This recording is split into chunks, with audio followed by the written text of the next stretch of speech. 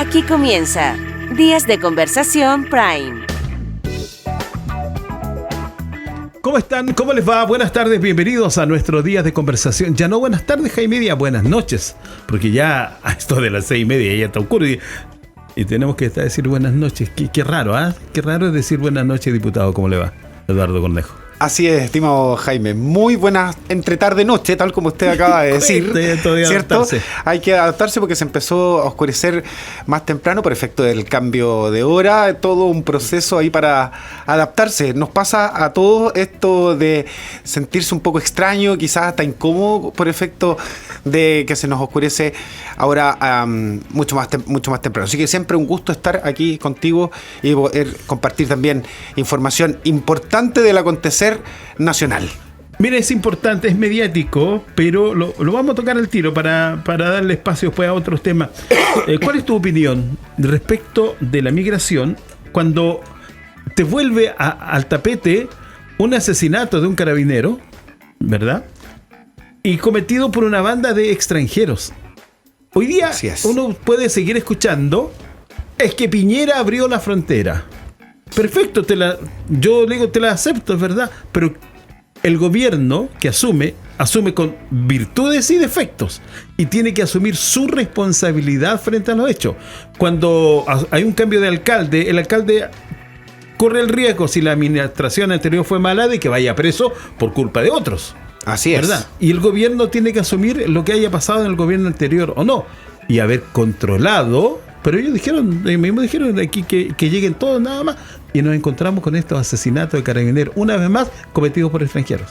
Sí, yo siempre he creído que es muy mala la idea siempre de buscar un empate. Sí. De que los problemas que tenemos hoy en nuestro país se los endosemos permanentemente al gobierno anterior. No parece razonable que además un presidente con un programa de gobierno que tiene hoy día frente a la opinión pública y lo que nosotros además también podemos evaluar desde el Congreso, una falta importante de cumplimiento en ese programa de gobierno. Claro. Por lo tanto, no suena, insisto, del todo bien, del todo razonable el que hoy día en materia de seguridad pública le endosemos la responsabilidad al gobierno anterior, porque además, dadas las características de nuestro país, la frontera siempre ha estado abierta, así que es un decir muy leviano que el presidente Piñera le abrió la puerta a los extranjeros. Lo que ocurre hoy día en nuestro país y lo que hemos insistido permanentemente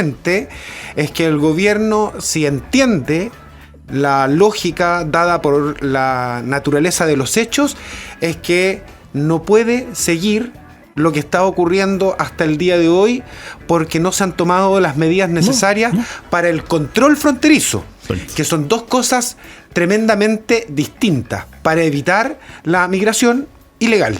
Y eso es lo que tiene que hacer el gobierno.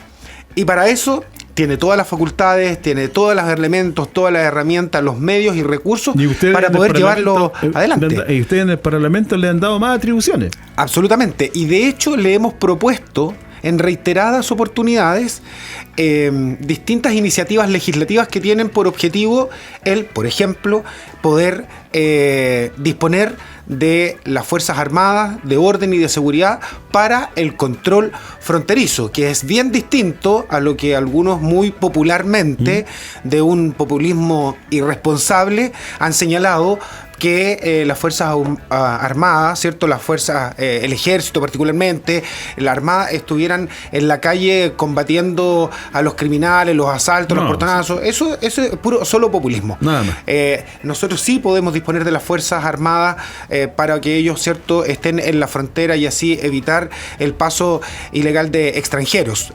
Esas iniciativas se las hemos compartido al gobierno, las cuales no han sido tomadas en cuenta como tantas otras. Desde el año 2022 hasta la fecha hemos presentado más de 35 iniciativas legislativas en materia de seguridad pública y de las cuales solo 2 han sido acogidas por el gobierno. Iniciativa nuestra, la ley Naim 2.0, ¿cierto? Gatillo fácil según ellos. Gatillo fácil según la ministra del Interior.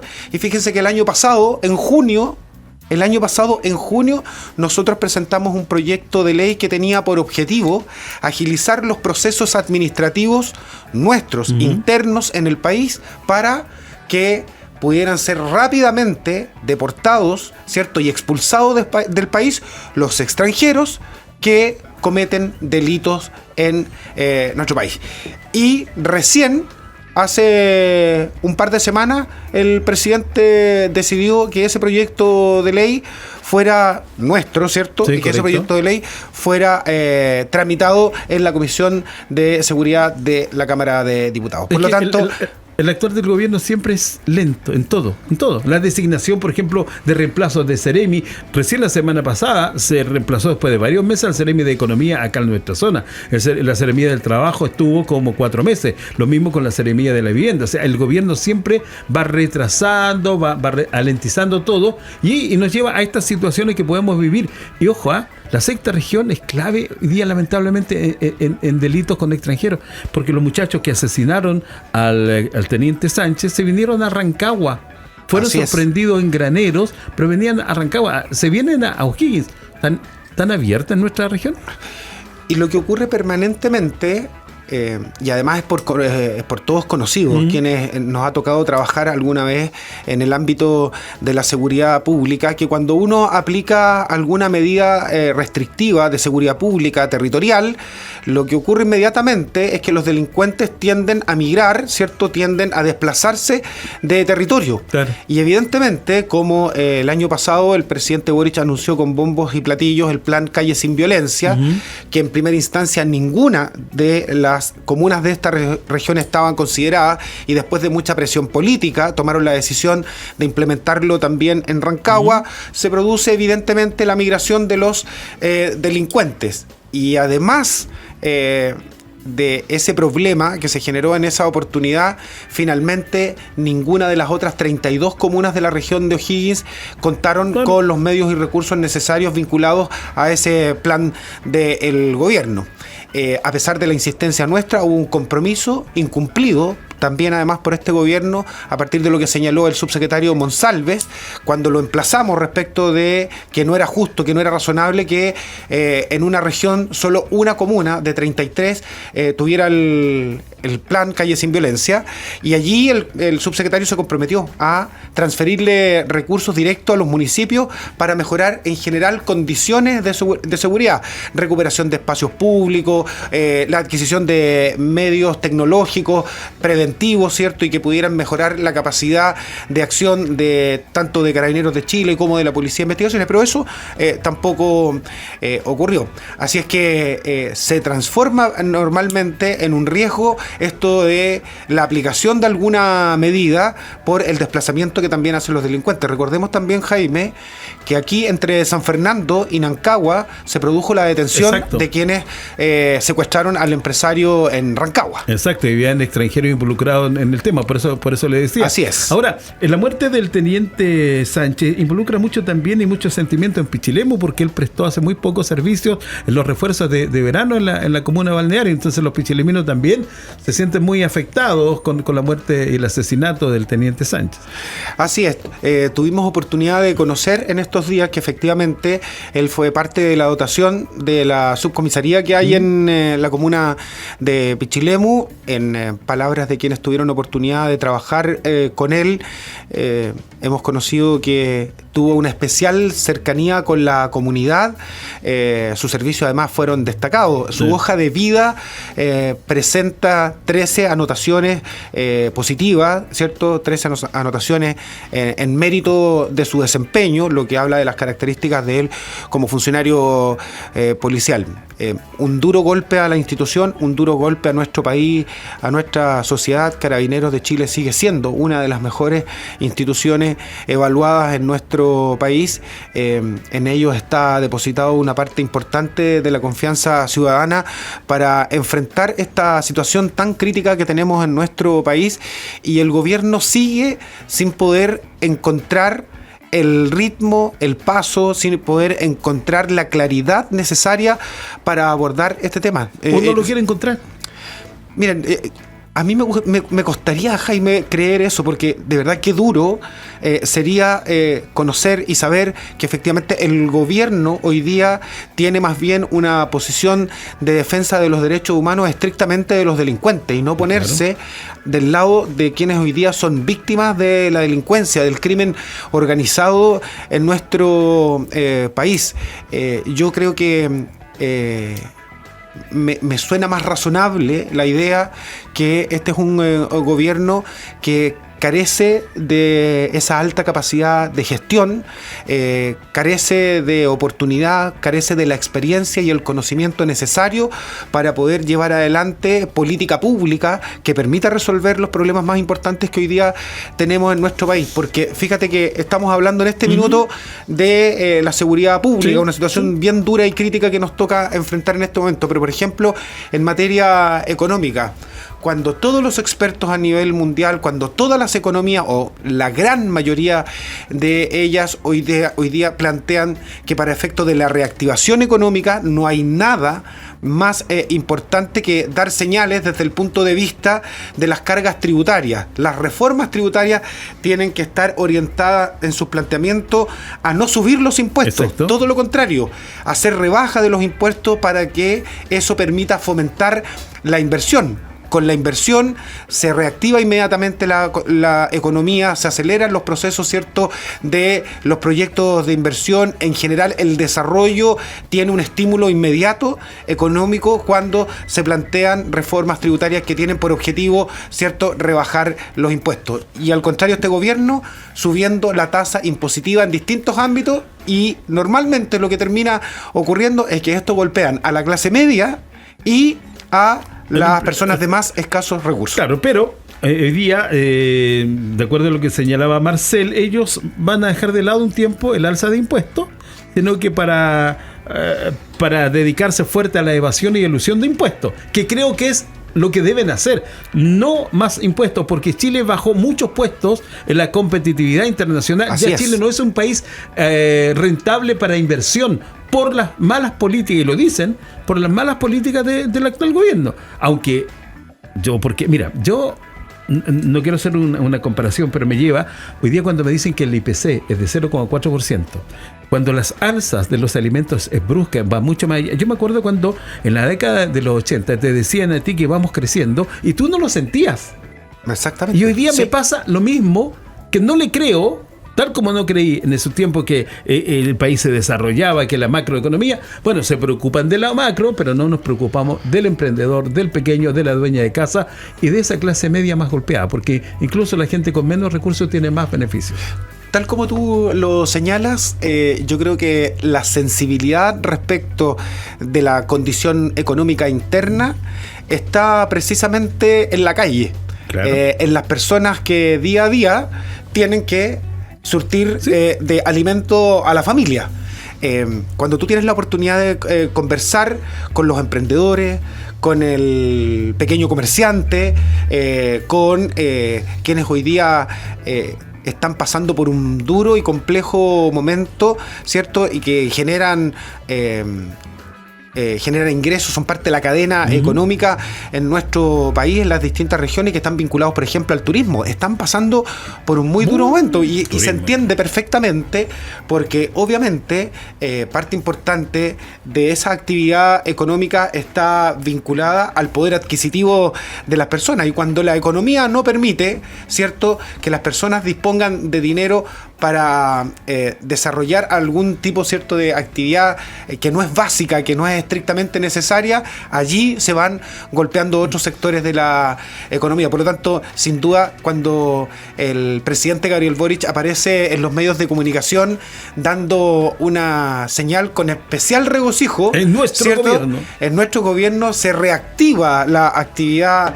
económica, estamos dando los pasos correctos, porque el crecimiento crece, el país crece a un 0,2%.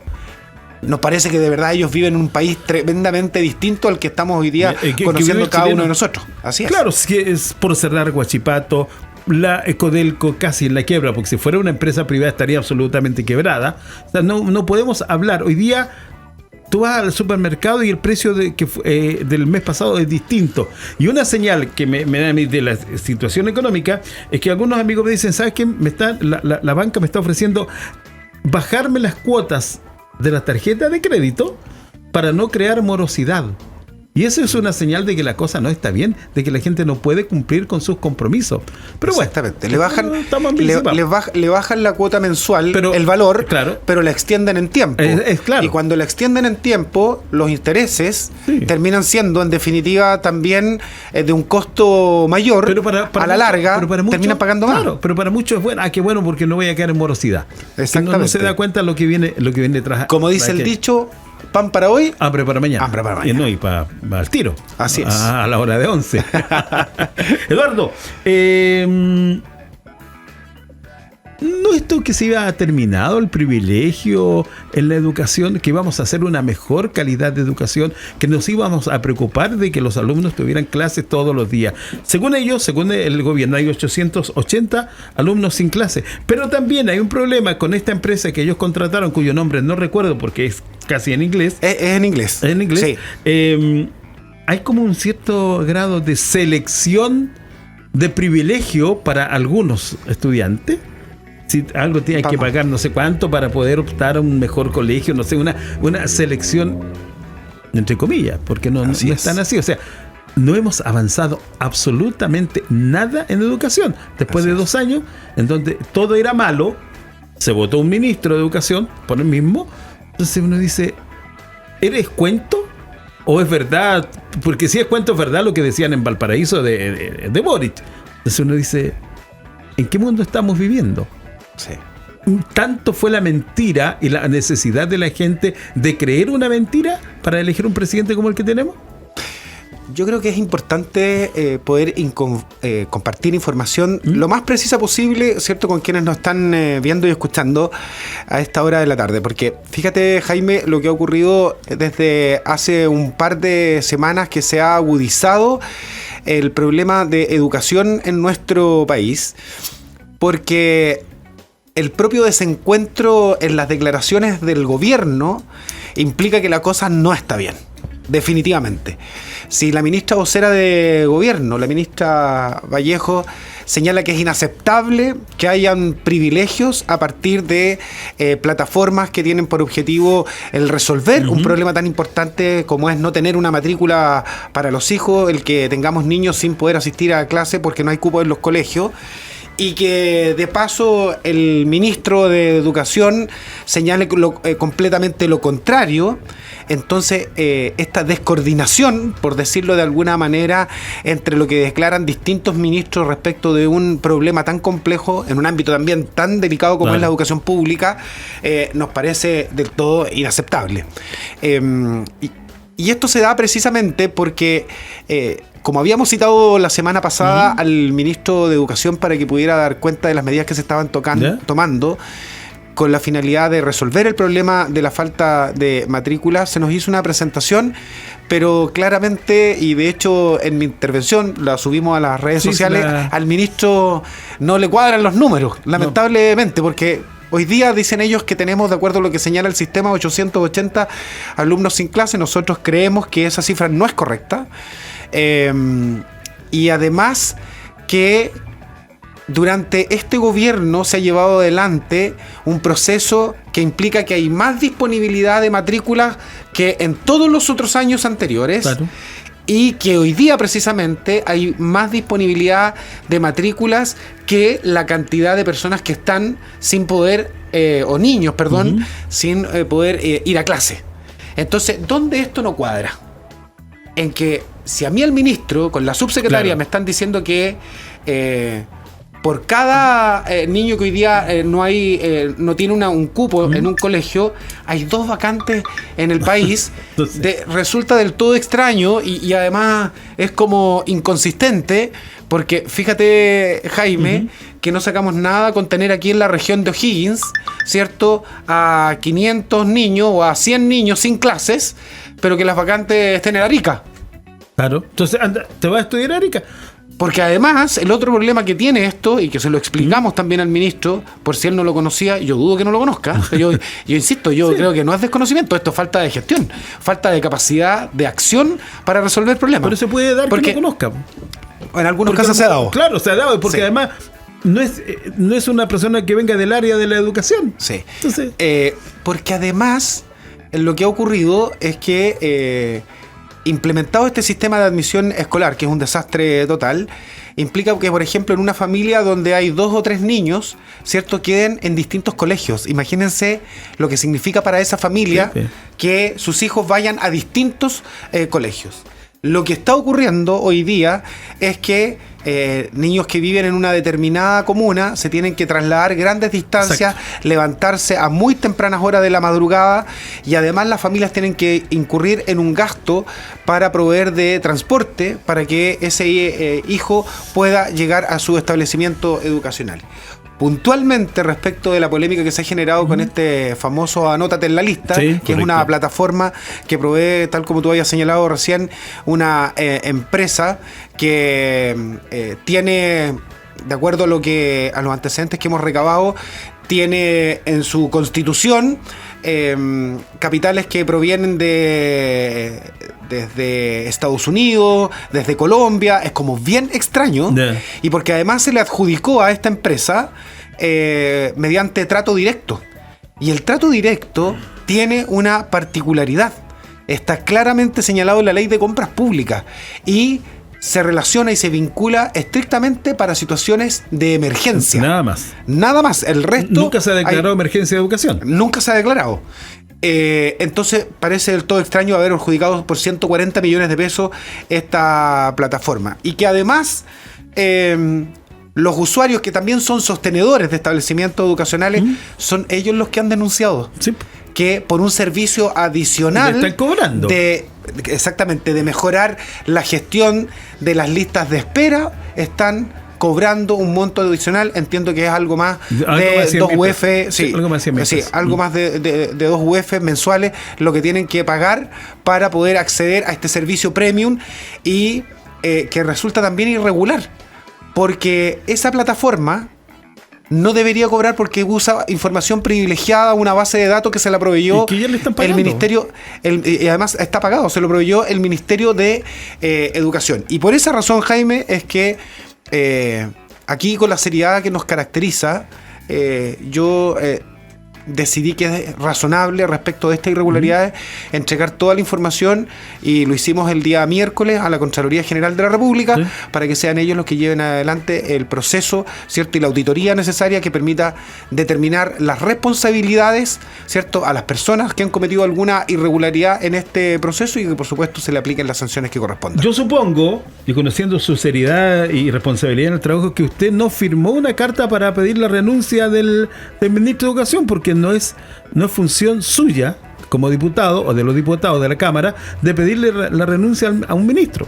Supongo que no la firmó. No la firmó, firmé, bueno, porque claramente yo creo que tenemos que ser responsables de quienes hoy día ejercemos cargos tanto en la Cámara de Diputados como en el Senado, a la hora de las decisiones que se toman. Y evidentemente, o sea, nosotros no tenemos facultad para pedirle la renuncia a los ministros, es una facultad privativa del presidente de la República. Lo que nosotros podemos hacer, y es lo que yo en su oportunidad planteé, y por eso además no firmé la carta, es que en mérito de los antecedentes que tenemos, de las graves situaciones que ha enfrentado la educación pública en nuestro país en los últimos años, que deberíamos analizar o una interpelación al ministro o directamente una acusación constitucional, porque esas sí que son facultades directas nuestras. Entonces, de repente no se ve bien el que uno se preste para hacer, sobre todo en los medios de comunicación, hacer solamente el mono político, como se